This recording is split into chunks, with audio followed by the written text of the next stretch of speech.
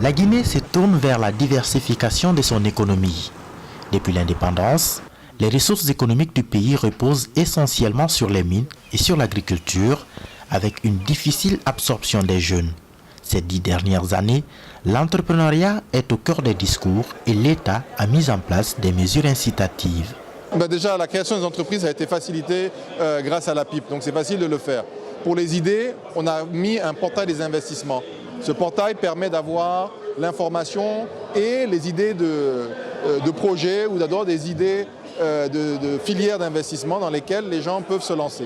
Et puis il y a d'autres programmes, le contenu local avec la bourse de sous-traitance et de partenariat, et aussi un outil qui est mis à la disposition des entrepreneurs pour les aider en quête de marché et d'information pour les opportunités d'investissement. Ce qu'il faut aux jeunes, ce que je recommande, c'est d'être persistant, de ne pas abandonner. Quand on a une bonne idée, il y a la place pour tout le monde. On est dans un régime libéral.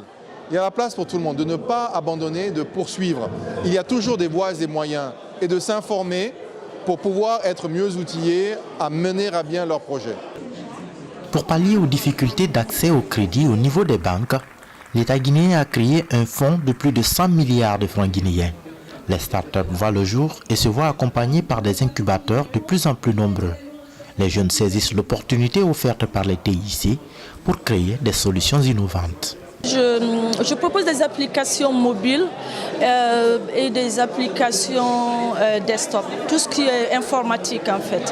On crée des applications pour faciliter la vie du citoyen. On a créé plusieurs applications qui sont utilisées, des plateformes informatiques. On a créé des applications qui peuvent aller sur le terrain, enregistrer des informations et celui qui est au bureau, il voit les informations sur place.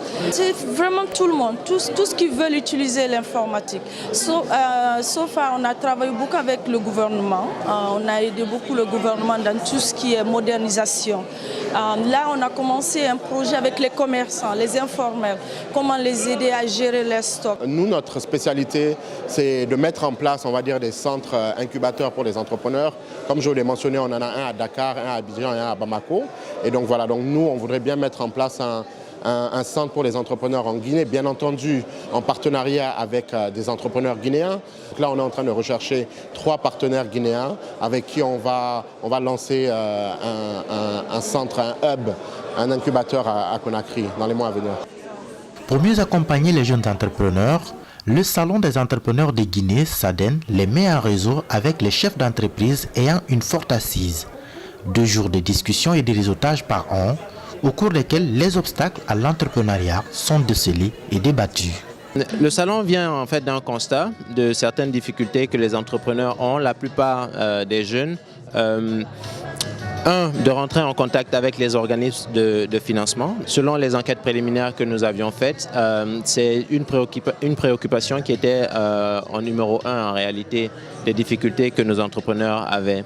Au-delà de ça, il y a également l'accès au marché, donc l'accès au financement, l'accès au marché.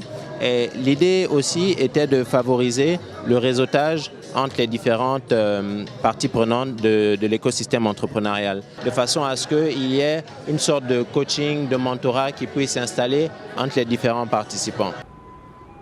La promotion de l'entrepreneuriat en Guinée vise à aider les jeunes et les femmes à s'insérer dans le tissu économique du pays. L'objectif étant de les faire passer du statut de demandeur à celui de créateur d'emplois.